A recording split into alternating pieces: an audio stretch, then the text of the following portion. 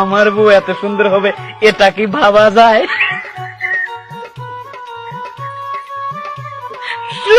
সরকারি চাকরিজীবী। এটা হচ্ছে হাসিনার আমলে সরকারি চাকরিজীবীদের বউ।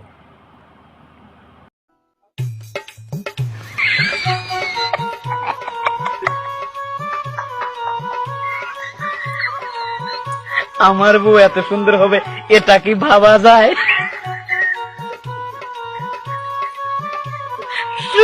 সরকারি চাকরিজীবী।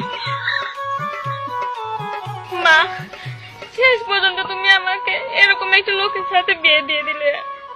কেন মা, কাঁদিস কিসের জন্যে? শোন, তাও তো সরকারি চাকরিজীবী, এর একটা দাম আছে না? এগুলো তো শোনার হল। আর এটা হচ্ছে ডক্টর ইউনূসের আমলে সরকারি চাকরিজীবীদের বউ, কারণ উপরি কামাই যে নাই এই কারণে।